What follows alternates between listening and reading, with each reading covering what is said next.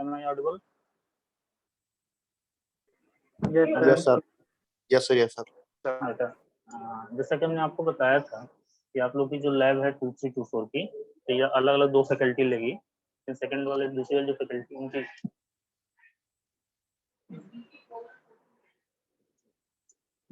उनकी थोड़ा सा हेल्थ इशू है, कुछ प्रॉब्लम है, इस वजह से आज हम कंबाइन ले रहे हैं। वैसे भी इंट्रोडक्शन लैब ही है, दोनों ग्रुप का साथ में इंट्रोडक्शन हो जाएगा। ये आप लोग की फर्स्ट लैब है ना इलेक्ट्रॉनिक्स की? Yes sir. Yes sir. हाँ, तो इंट्रोडक्शन लैब है, इसमें हम लोग को ये डिस्कस करेंगे कि कौन कौन से एक्सपेरिमेंट हम लोग को परफॉर्म करने हैं और कैसे परफॉर्म करने हैं, और उनको परफॉर्म करने के बाद व्हाट विल गेन नॉलेज, हम लोग को क्या नॉलेज मिलेगी, क्या फिर क्या समझ में आएगा, ये चीज़ें हम लोग को डिस्कस करनी है। इसके लिए सबसे पहले आपको लिस्ट ऑफ एक्सपेरिमेंट हम शेयर करते हैं।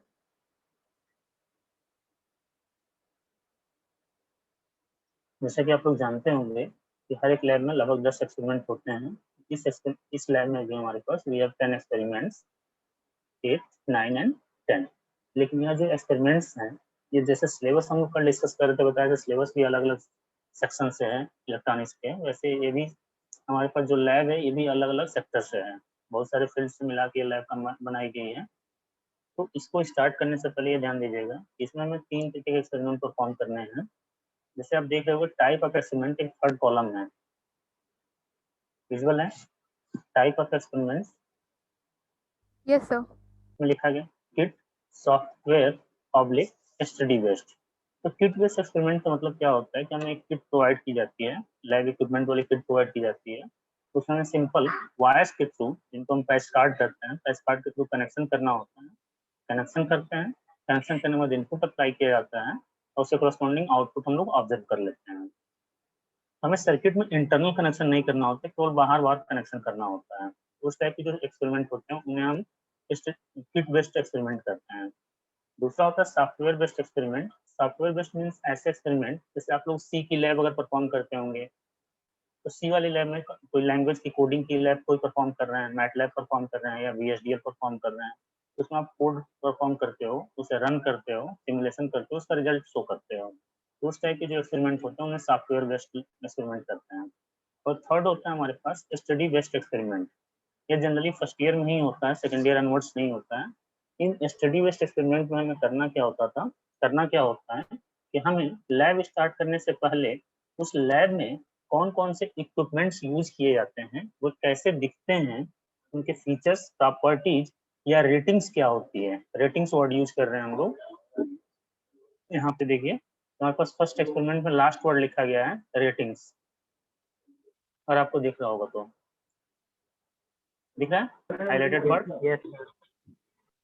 तो वहाँ हमारे पास ये बता रहे हैं कि वो जो भी इक्विपमेंट या फिर जो भी डिवाइसेज हम लोग लैब में यूज करेंगे वो कैसे दिखते हैं, उनके फीचर्स, प्रॉपर्टी क्या होती है, उन्हें किन कंडीशंस में ऑपरेट किया जाना चाहिए ताकि वो डैमेज ना हो, जले ना, प्रॉपरली वर्क करें, इसके लिए उनकी रेटिंग मालूम होनी चाहिए।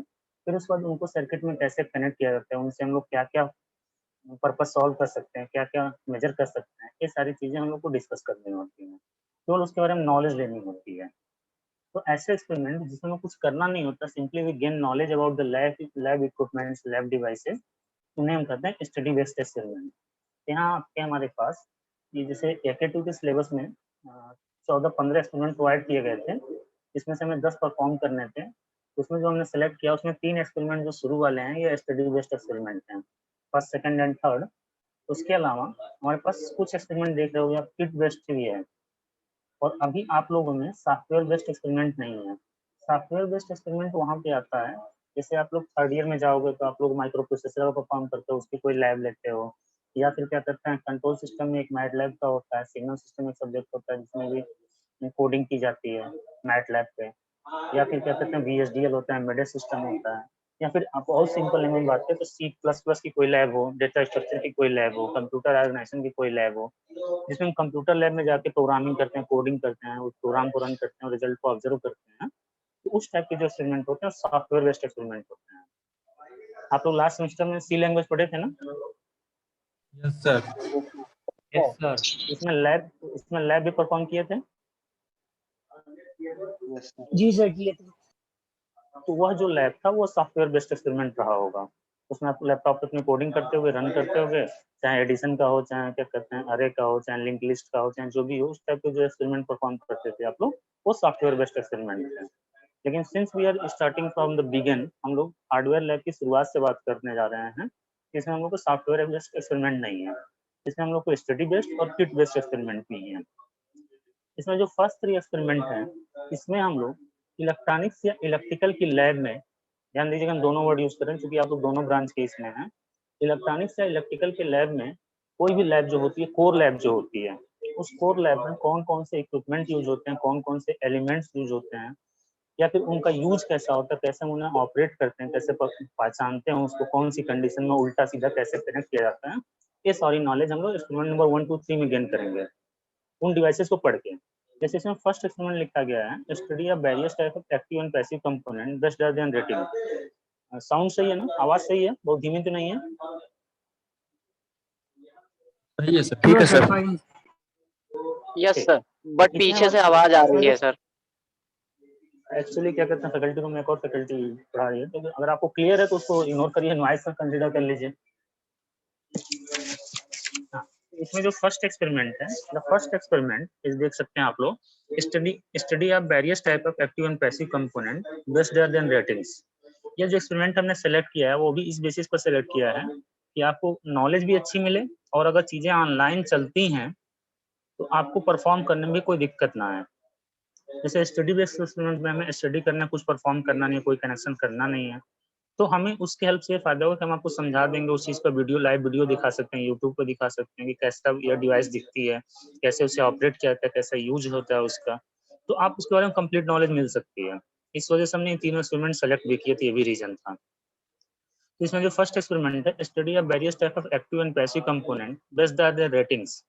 देखिए यहाँ पे कंपोनेंट वर्ड यूज किया गया है, इक्विपमेंट वर्ड नहीं यूज किया गया फर्स्ट एक्सपेरिमेंट में। और वही थर्ड एक्सपेरिमेंट में जाके देखो तो हमें लिखा गया लैब इक्विपमेंट्स लिखा गया है। डिफरेंस समझ में आ रहा है? फर्स्ट एक्सपेरिमेंट में कंपोनेंट्स यूज किया गया वर्ड, और थर्ड एक्सपेरिमेंट में लैब इक्विपमेंट्स का यूज किया गया है। ठीक है, hello? Yes sir. Yes sir. इसके अलावा देखोगे तो थर्ड एक्सपेरिमेंट में एक चीज, पहले थर्ड एक्सपेरिमेंट की डिस्कस कर लेते हैं। थर्ड एक्सपेरिमेंट लिखा गया है study of lab equipment and components, और उसमें देखो पावर सप्लाई के बाद लिखा गया एक्टिव और passive components and breadboard. Active और पैसिव कंपोनेंट्स एंड ब्रेडबोर्ड लिखा गया है। थर्ड एक्सपेरिमेंट के ऑब्जेक्टिव बात कर रहे हैं, name of the experiment. Yes sir. और yes sir. This is the part of third experiment, और थोड़ा ध्यान दोगे तो यही पूरा का पूरा फर्स्ट एक्सपेरिमेंट है।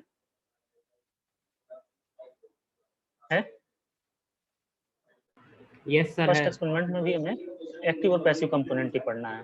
तो एक्टिव और पैसिव कंपोनेंट के दो वर्ड भले से हैं, आप थोड़ा बहुत जानते भी होगा कि ऐसे डिवाइसेज जो एनर्जी को जनरेट, जो हमारे पास एनर्जी कंज्यूम करते हैं,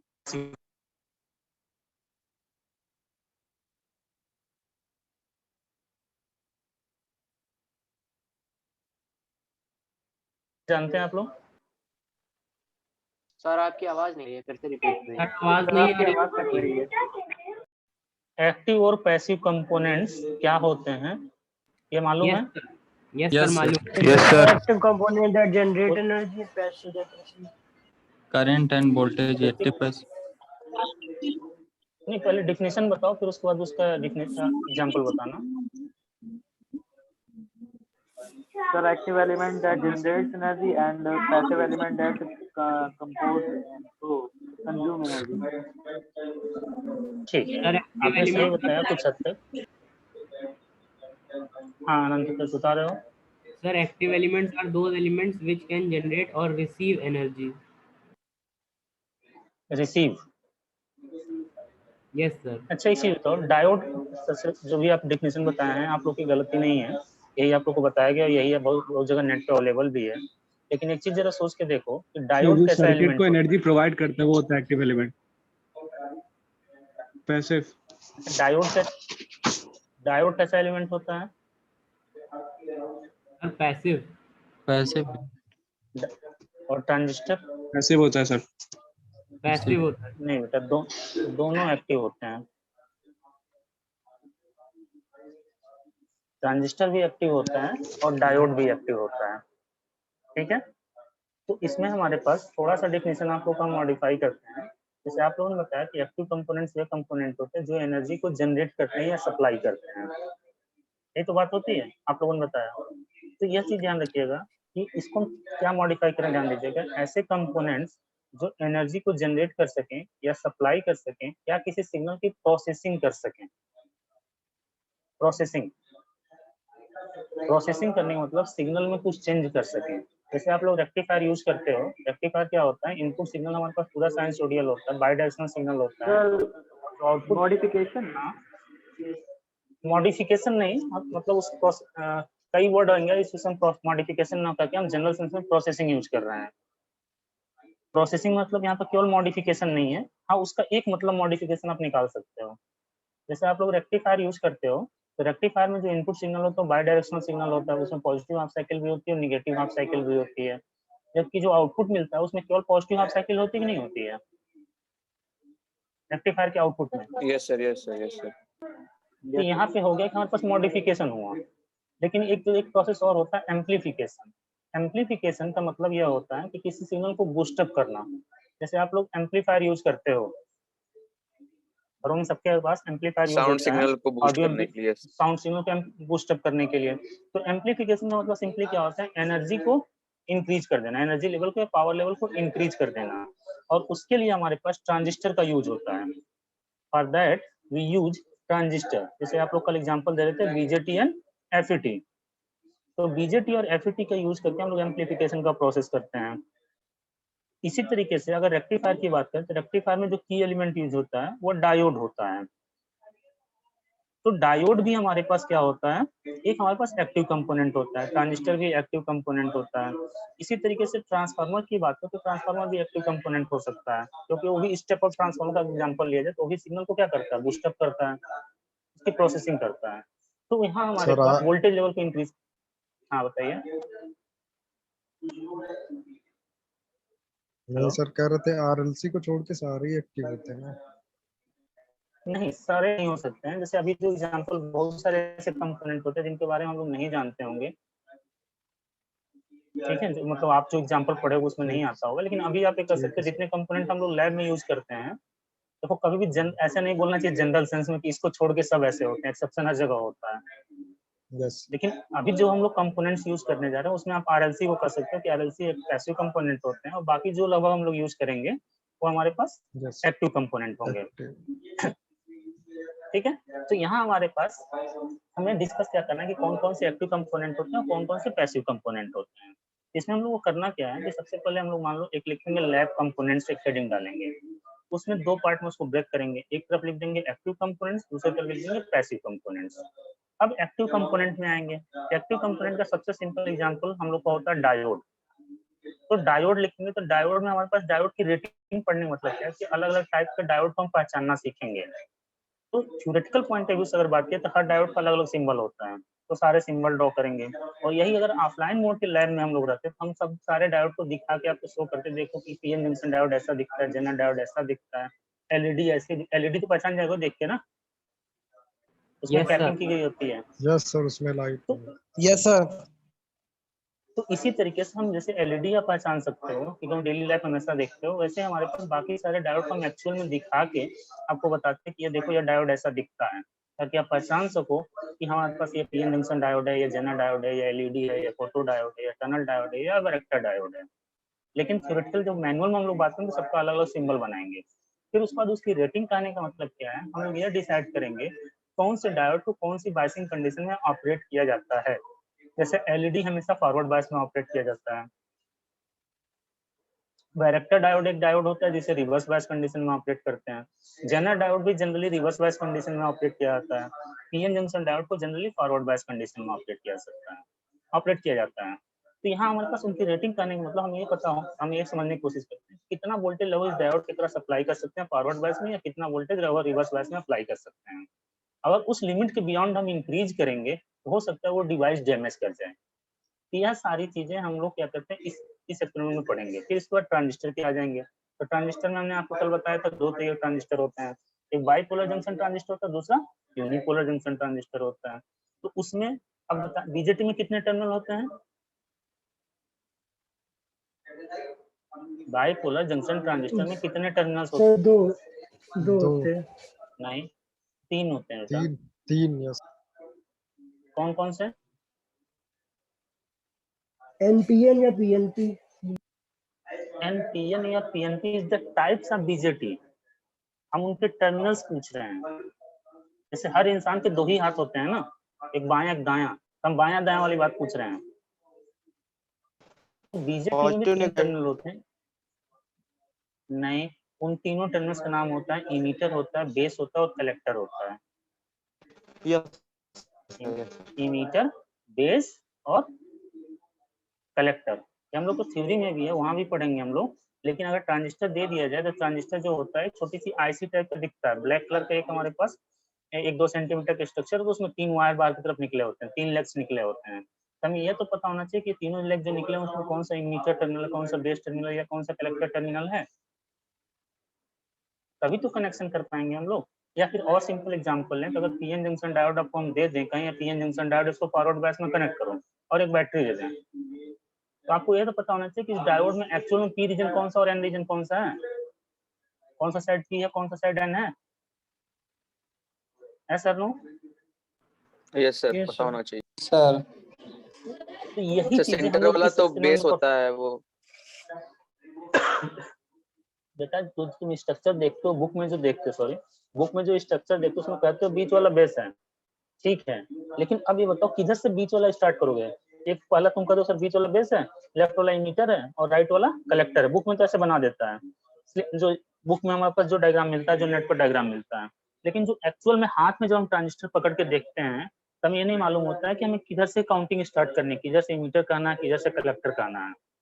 तो उन टर्मिनल्स का अलग अलग कुछ उसमें स्पेसिफिकेशन होता है, नोटेशन, एक स्टैंडर्ड नोटिफिकेशन होता है कि हाँ हमें इस आईसी को इधर से काउंट करना है, यह टर्मिनल पी रीजन है, यह टर्मिनल एन रीजन है, यह टर्मिनल इमीटर है, यह टर्मिनल कलेक्टर है, यह टर्मिनल बेस है। तो उसके अकॉर्डिंग हम ये जब पता कर लेते हैं तभी हम डिसाइड कर पाते हैं कि इसको कैसे कनेक्ट किया जाए, किस पर्पज के लिए। तो यही सारी चीजें हमें, जैसे पैसिव कंपोनेंट की बात करनी है, पैसिव कंपोनेंट में आपको हम रजिस्टर्स का एक डब्बा दे दें और बोलें कि इसमें क्या करते हैं, एक रजिस्टर निकालो 400 ओम का, तो आपको रजिस्टर पहली बात तो पहचान होना चाहिए रजिस्टर कौन सा, इसमें कौन सा रेजिस्टेंस है। हेलो सर जिगजैग लाइंस होते हैं। Yes sir. बेटा रजिस्टर नहीं पता था sir. Sorry sir, sorry sir, हमको लगा वैसे पूछ रहे थे। हाँ, आप ये सोचो कि लैब में आप खड़े हो और आपको हम एक बॉक्स दे दिए, प्लास्टिक का बॉक्स दे दिए, बहुत सारे छोटे छोटे कंपोनेंट रखते हैं, डायोड रखा है, कैपेसिटर रखा है, रजिस्टर रखा है, ट्रांजिस्टर रखा है। तो सबसे पहले रजिस्टर कैसे पहचानो कौन सा रजिस्टर है? सर उसमें एक तो सिलिंड्रिकल शेप का रहता है, इसमें 2 वायर्स रहते हैं और 4 ठो लाइंस रहते हैं उसमें। हमेशा 4 ही लाइंस होते हैं? नहीं सर, ये सर 4 लाइन होते हैं। एक मतलब 3 ठो उसका रेजिस्टेंस का वैल्यू फाइंड करता है और एक तो आप उसका वो परसेंटेज कुछ रहता है सर, वो भी क्लियरली मतलब रिमेम्बर नहीं है। चलो हम सर हमको बोल्ड और बताने के लिए पॉइंट आप ही याद, चलो आप ही लोग हमको पॉइंट दे दिए आगे बताने के लिए, डिस्कस करने के लिए। यह जो रेजिस्टेंस आप लोग बता रहे हो शायद कलर कोडिंग वाली बात कर रहे हो ना? Yes sir, yes sir, yes sir. या तो फिक्स्ड वैल्यू रेजिस्टेंस होते हैं ना, फिक्स्ड वैल्यू। इसके अलावा नहीं पोटेंशियल सर, कलर चेंज होती है ना क्या? सर, कलर के अकॉर्डिंग रेजिस्टेंस की वैल्यू चेंज होती है, जैसा जैसा कलर बैंड रहेगा उसका वैसे। अरे बच्चा, हमारी बात को समझने की कोशिश करो। तुम डब्बे में से एक रेजिस्टेंस उठा के निकाल लोगे अगर, तो क्या उसका कलर चेंज कर पाओगे तुम अंदर तोड़ के? नहीं सर, नहीं सर। तो वो तो तुम्हारे हाथ में जो, वो तो फिक्स्ड वैल्यू हो गया ना। Yes sir. तो ये जो रेजिस्टेंस होते हैं, रजिस्टर्स होते हैं, ये भी कई टाइप के होते हैं। इन जो रेजिस्टेंस आप लोग कलर कोडिंग वाली बात करो, फिक्स्ड वैल्यू रेजिस्टेंस होते हैं। इसके अलावा वेरिएबल रेजिस्टेंस भी होते हैं, जिसमें पोटेंशियोमीटर आता है, रेओस्टेट आता है, नाम सुने हो? Yes sir. अरे बस नाम भी सुने तो काफी है, उससे कोई मतलब नहीं है। अभी आगे जो हम लोग डिस्कस करेंगे एक्सपेरिमेंट तब बात उस बारे में बात हो जाएगी। तो हमें सबसे पहले ये पता होना चाहिए कि इसमें रेजिस्टेंस कौन सा है, और रेजिस्टेंस जो हम उठा रहे हैं वो वेरिएबल रेजिस्टेंस है कि फिक्स वैल्यू रेजिस्टेंस है, इतना पता होना चाहिए। अब उसका मान लो हमें 400 ओम का रेजिस्टेंस आपसे बोला गया, अब एक फिक्स वैल्यू रेजिस्टेंस निकाल लिए। तो फिक्स वैल्यू रेजिस्टेंस निकालने के बाद आप उसकी कलर कोडिंग देख के आपको चेक भी तो करना पड़ेगा कि हाँ 400 ओम है कि या उससे ज्यादा या उससे कम है, ठीक है? तो उसके लिए आपको उसकी कलर कोडिंग भी मालूम होनी चाहिए। तो तो यहाँ पे जो लिखा गया है passive study of passive component, इसको हम ऐसे कर रहे हैं, जितनी बातें प्रोसेस समझाए हम आपको। Study of resistance with their rating, resistors with their rating. इसके बाद हमें डायोड के बारे में पढ़ेंगे, कैपेसिटर के बारे में पढ़ेंगे, कैपेसिटर कितने टाइप्स के होते हैं, इंडक्टर्स कितने टाइप के होते हैं, जैसे इलेक्ट्रोलाइट कैपेसिटर होता है, पेपर कैपेसिटर होता है, सेरेमिक कैपेसिटर्स होते हैं। इन सब के बारे में हम कैसे पहचानते हैं, कौन सा टर्मिनल क्या होता है, कौन सा कैसे उसकी वैल्यू पढ़ते हैं, कितने कितने कितने माइक्रोफैरेड के कितने फैरेड का रजिस्टर है, कैपेसिटर है, इंडक्टर कितने क्या है, कितनी वैल्यू इसकी है, ये सारी चीजें हम लोग इस एक्सपेरिमेंट में डिस्कस करेंगे। नंबर ऑफ फर्स्ट एक्सपेरिमेंट में। तो फर्स्ट एक्सपेरिमेंट का कुछ मतलब समझ में आया? Yes sir. Yes sir. में मेनली रजिस्टर, कैपेसिटर, इंडक्टर, ये पैसिव कंपोनेंट हो गए। डायोड, ट्रांजिस्टर, ट्रांसफार्मर, ये एक्टिव कंपोनेंट्स हो गए। ये कितने टाइप्स के होते हैं, कैसे उनका टर्मिनल हम पहचानते हैं, कौन सी कंडीशन में उन्हें ऑपरेट करते हैं, कैसे उसकी वैल्यू डिसाइड करते हैं, ये सारी चीजें हम लोग सीखेंगे एक्सपेरिमेंट नंबर 1 में। और एक्चुअल में इसमें केवल थ्योरी लिखनी है, अगर देखा जाए, बात किया जाए, आपके पॉइंट ऑफ व्यू से बात की तो थ्योरी है, लेकिन समझने पॉइंट ऑफ व्यू से बात किया जाए, एक टेबल पर हम एक डब्बा लेकर बैठ जाएंगे, बहुत सारे कंपोनेंट होंगे हाथ में, एक एक कंपोनेंट देख देख के उसके बारे में हम लोग डिस्कस करेंगे कि इसको ऐसे पहचानते हैं, इसको ऐसे पहचानते हैं। ठीक है? तो अगर हमारे पास अगर ऑफलाइन क्लासेस नहीं स्टार्ट होती हैं, ऑनलाइन में अगर होती हैं, तो उसमें हम किसी दिन कोशिश करेंगे कि ऑनलाइन कैमरा ऑन करके आपको सारे कंपोनेंट आपको दिखाएं, आपको पहचान करा दें। This is experiment number 1। कोई इसमें दिक्कत किसी को, या एक्सपेरिमेंट नंबर 2 पे चला जाए? सर सर ट्रांजिस्टर का बेसिक फंक्शन क्या होता है? ट्रांजिस्टर जो होता है, देखो, अगर आपके लेवल ट्रांजिस्टर हालांकि तो कई जगहों पे यूज होता है, ये स्विच के जैसे भी यूज हो सकता है, लॉजिकल सर्किट्स में भी यूज हो सकता है, या फिर क्या कहते हैं, सबसे ज्यादा इंपॉर्टेंट एप्लीकेशन होता है इसका एम्पलीफायर में। जो आप लोग अभी किसी ने एग्जांपल लिया था sir, sound amplifier, sound signal को बूस्ट अप करने के लिए। ठीक है? तो वह जो एम्पलीफायर जैसे रेक्टिफायर में अगर हम बात करें, कल हम लोग बात कर रहे थे, तो रेक्टिफायर में सबसे इंपॉर्टेंट की एलिमेंट कौन सा होता है जो रेक्टिफिकेशन प्रोसेस को हैंडल करता है?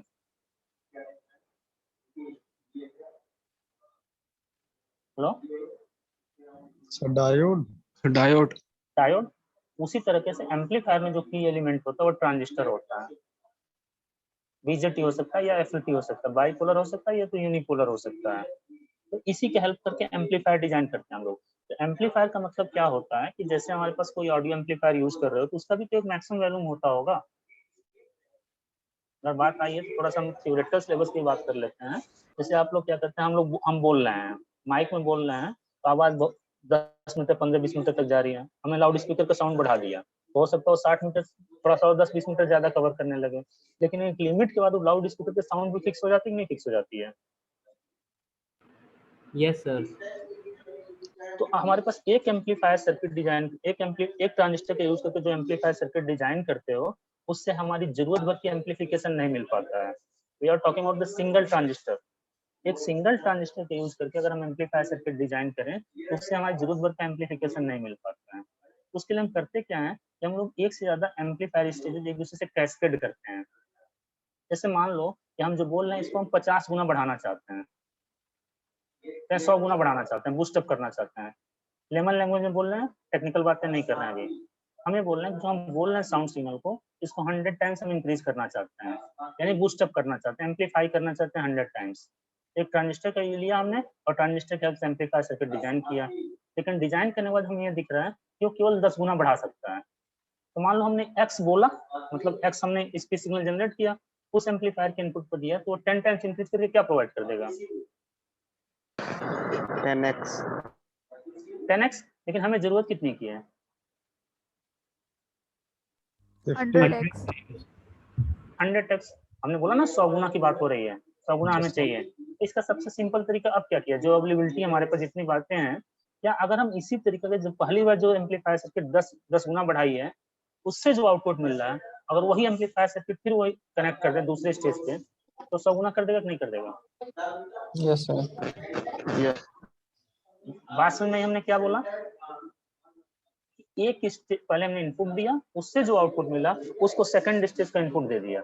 तो पहले ने 10 गुना बढ़ाया तो x को बढ़ाकर 10x किया, और दूसरे ने 10x को 10 टाइम्स बढ़ा दिया तो 100x कर दिया। तो इस तरीके से हमारे पास जरूरत भर की एम्पलीफिकेशन के लिए एक से ज्यादा एम्पलीफायर सर्किट एक दूसरे से कैस्केड किए जाते हैं, लेकिन इस कैस्केड करने से प्रॉब्लम ये होती है कि सर्किट ओवरऑल बल्की हो जाती है, बड़ी हो जाती है, और सर्किट जितनी ज्यादा बड़ी होगी उसका इंटरनल पावर कंजम्पशन उतना ज्यादा होगा, सर्किट उतनी ही कॉम्प्लेक्स होगी और उसकी रिलायबिलिटी उतनी ही कम हो जाएगी।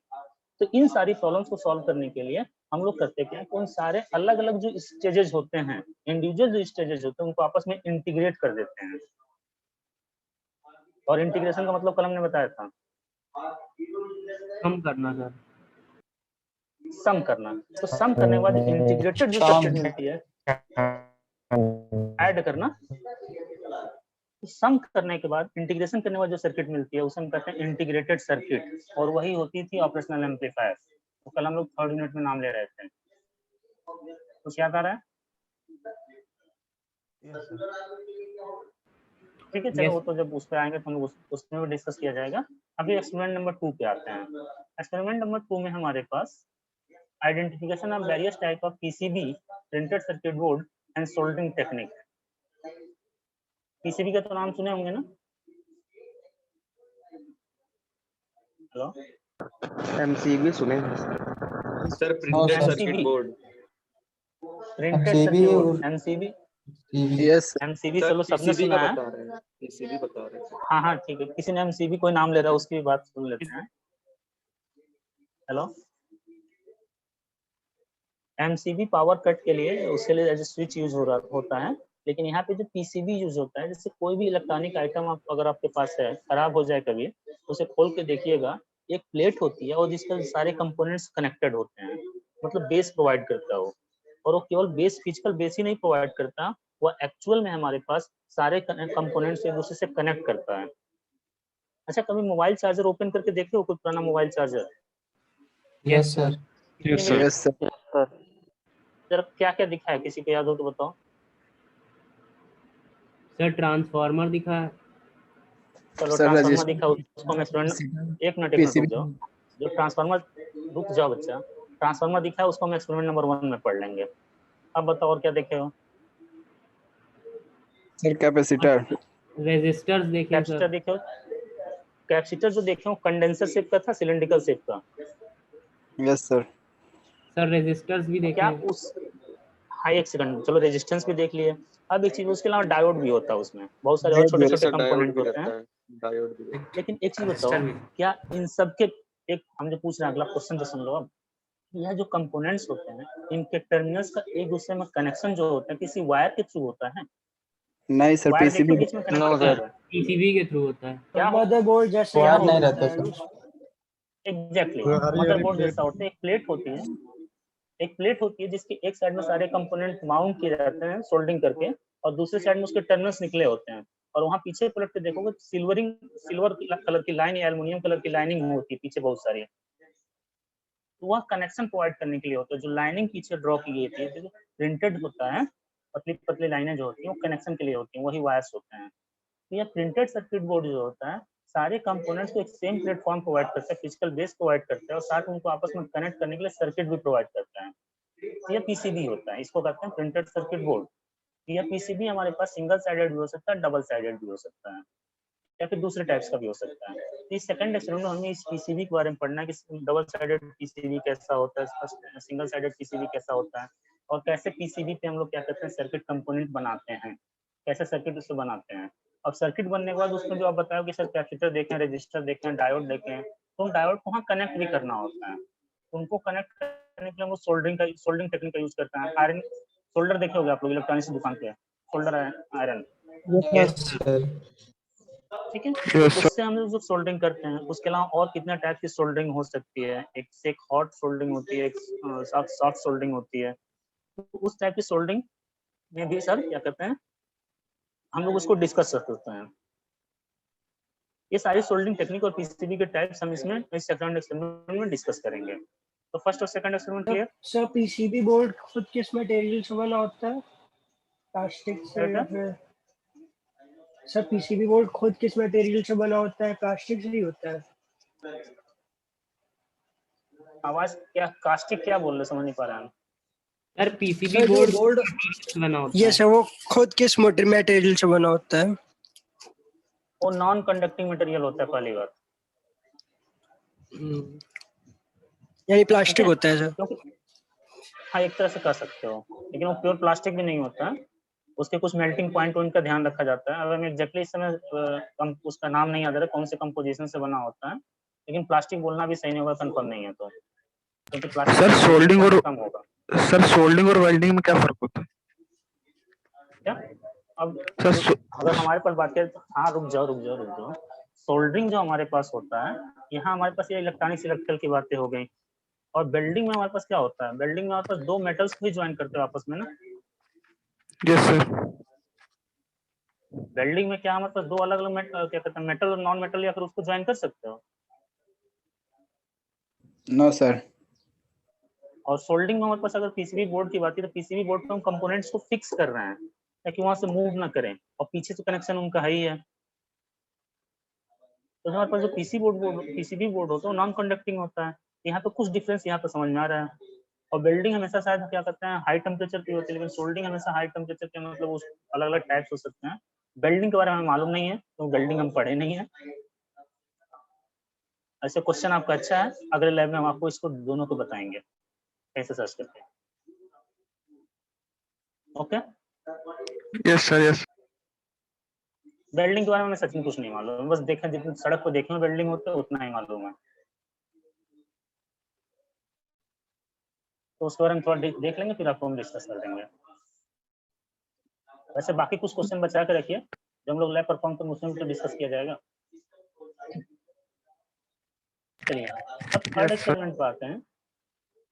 थर्ड एक्सपेरिमेंट है study of lab equipments components. अब यहाँ पे देखो कंपोनेंट्स की बात ऊपर हम लोग कर चुके हैं, लैब इक्विपमेंट्स जैसे एक चीज बताओ, आप लोग से बोला जाता है रेक्टिफायर, रेक्टिफायर बोला जाए तो इनपुट ऑफ द रेक्टिफायर बोलते दिमाग में क्या आता है, कौन सा वेवफॉर्म आता है? साइनसॉइडल। साइनसॉइडल। उसी तरीके से आउटपुट वेवफॉर्म बोलते हैं तो हाफ पोर्शन आता है उसका पॉजिटिव हाफ साइकिल केवल आउटपुट। तो इस चीज को हम लैब में कैसे देखेंगे? तो लैब में इस चीज का डायग्राम बनाने के लिए हम लोग सीआरओ का यूज करते हैं, जिसको हम करते हैं प्लेटफॉर्ड ऑसिलोस्कोप। सीआरओ और मल्टीमीटर, यहाँ दो वर्ड आपको दिख रहे होंगे, दोनों मेजरिंग डिवाइस होती है। मल्टीमीटर की हेल्प से जनरली हम लोग डीसी क्वांटिटीज को मेजर करते हैं या रेजिस्टेंस को मेजर कर सकते हैं। कभी कभी फ्रीक्वेंसी भी हाई फ्रीक्वेंसी की लो फ्रीक्वेंसी है ये चेक किया जा सकता है। कुछ कंपोनेंट की टेस्टिंग के लिए मल्टीमीटर यूज होता है कि वो टेस्टिंग प्रॉपर्ली यूज हो रहा है, वो कंपोनेंट प्रॉपर्ली वर्क कर रहा है कि नहीं कर रहा है। मल्टीमीटर देखें आप लोग फिजिकली कभी देखे होंगे, कभी भी मोबाइल रिपेयरिंग शॉप या लैपटॉप रिपेयरिंग शॉप पे गए वो देखा होगा। सर देखे थे। सर रेड कलर का होता है, दो टर्मिनल्स होते हैं। दो नहीं तीन टर्मिनल्स होते हैं उनका। हाँ सर तीन होते हैं। कॉमन होता है सर एक ओम का। एक हमारे पास एक तरह से कर सकते हो कि हम लोग ग्राउंडिंग वाली बात होती है, एक कॉमन टर्मिनल होता है, एक लाइव वायर होता है, ठीक है। तीन अलग अलग टर्मिनल के करंट टर्मिनल्स होते हैं, तीन अलग अलग तरह के वायर्स होते हैं, और उन वायर्स हमारे पास क्या करते हैं मल्टीमीटर की हेल्प से हम लोग चाहें तो AC voltage, AC current, DC voltage, DC current और रेजिस्टेंस मेजर कर सकते हैं। लेकिन जनरली इसकी यूटिलिटी डीसी क्वांटिटीज या रेजिस्टेंस की मेजर के लिए मेजरमेंट यूज होता है। इसका सबसे ज्यादा इंपॉर्टेंट एप्लीकेशन होता है सर्किट की वर्किंग टेस्ट करने में, या किसी एलिमेंट की वर्किंग टेस्ट करने में कि कोई एलिमेंट प्रॉपर्ली वर्क कर रहा है कि नहीं कर रहा है। ये इस बारे में हम लोग सबसे पहले इस थर्ड एक्सपेरिमेंट में मल्टीमीटर के बारे में डिस्कस करेंगे। लेकिन ये मल्टीमीटर वहाँ फेल हो जाता है जब एसी क्वांटिटीज के बारे में मेजरमेंट करना होता है, क्योंकि मल्टीमीटर की सिग्नल की फ्रीक्वेंसी नहीं बता पाता है, कि सिग्नल का फेज नहीं बता पाता है। बहुत कर सकता है तो ये बता सकता है कि सिग्नल हाई फ्रीक्वेंसी सिग्नल है कि लो फ्रीक्वेंसी सिग्नल है। तो वहाँ पे जब फ्रीक्वेंसी और फेज मेजर करने की बात आती है, या फिर किसी वेरिएबल या अल्टरनेटिंग सिग्नल के एनालिसिस की बात आती है, तो यहाँ पे सीआरओ का यूज होता है। और सीआरओ अगेन हमारे पास जितने लैब में आप लोग जाओगे सब में सीआरओ आपको दिखेगा ही दिखेगा। कोर इलेक्ट्रिकल की लैब छोड़ के, मशीन वाली इलेक्ट्रिकल मशीन के बारे में डिस्कस होता है, उसको छोड़ दिया जाएगा, एकदम हार्डवेयर वाले पार्ट्स को छोड़ दिया जाए, तो लगभग इलेक्ट्रिकल के लैब्स में भी हमारे पास सारे लैब में सीआरओ दिखेगा। इसी के तो सारे लैब में दिखेगा, first year to final year. Sir क्या होता है सीआरओ इसका? कैसा जैसे आपको एक चीज होता है, इलेक्ट्रिकल में हम लोग लिखते थे एसी सिग्नल, मान लो लिखते हैं कि 50 sin 120 पाई टी 120 पाई एफ टी। इलेक्ट्रिकल में एसी सिग्नल का एक्सप्रेशन याद आ रहा है? कोई भी जनरल कैसे लिखते थे, फॉर्मेट याद आ रहा है? Vm sin omega t. V is equals to Vm sin omega t. तो Vm sin 2 pi f t. Yes sir. Yes sir. और घरों में जो हमारे पास जो सिग्नल अवेलेबल तो जनरली 50 to 60 हर्ट्ज का होता है। Yes signal sir. मिलता है Yes sir. Yes 2 sir. पाई एफ टी मतलब 120 pi T. Vm sin 120 pi T. अब मान लो Vm की वैल्यू 50 है तो उस एसी सिग्नल को 50 sin 120 पाई लिख सकते हैं। है ना, बताओ। जो फॉर्मेट आप बोल रहे हो उसी में कुछ न्यूमेरिकल वैल्यू असाइन कर दें, फ्रीक्वेंसी को और मैक्सिमम वैल्यू को, पीक वैल्यू को, कोई भी रैंडम एक वैल्यू असाइन कर लीजिए दिमाग में, तो एक्सप्रेशन क्लियर हो रहा है दिमाग में। Yes sir. तो उसका अगर हम बोले वेव फॉर्म बनाओ तो आप क्या करोगे? किसने पूछा था CRO? Please name yourself. Sir मैंने अनंत। अनंत। तो जो आपसे हम साइंस स्टूडियो वेव फॉर्म एक लिख दें और बोलें क्या कहते हैं इसका वेव फॉर्म बनाओ तो आप क्या करोगे? सर उसमें फ्रीक्वेंसी देखेंगे कितनी है। फ्रीक्वेंसी कितनी है? फ्रीक्वेंसी से क्या पता चल जाएगा तुम्हें? सर उसकी वेव फॉर्म कैसे बनेगी? देखो, अगर हम आपकी जगह पे होते हैं तो हम ये कहते हैं सर हम सबसे पहले एक ग्राफ पेपर लेंगे, एक पेंसिल लेंगे, एक स्केल लेंगे। सर ऑफ होगा उसका नेगेटिव ऑफ होगा। पहले मेरी कहानी सुन लो। एक पेंसिल लेंगे, एक ग्राफ पेपर लेंगे, एक स्केल लेंगे और ग्राफ पेपर पर सबसे पहले एक्स और वाई एक्सिस बनाएंगे। उसके बाद हम लिखेंगे कि एक्स एक्सिस पे 1 डिवीजन इक्वल टू 1 सेकंड या 2 सेकंड कुछ स्केल डिफाइन करेंगे। वाई एक्सिस के लिए स्केल डिफाइन करेंगे कि वाई एक्सिस पे 1 डिवीजन इक्वल टू 10 वोल्ट या 5 वोल्ट या कुछ ऐसे। अब फिर जो वेव फॉर्म हमारे पास लिखा गया था, वेव फॉर्म में हम देखेंगे फ्रीक्वेंसी कितनी है। जैसे आपने बताया कि 120 पाई टी, मतलब फ्रीक्वेंसी 60 हर्ट्ज हो गई, तो फ्रीक्वेंसी से टाइम पीरियड पता चल जाएगा।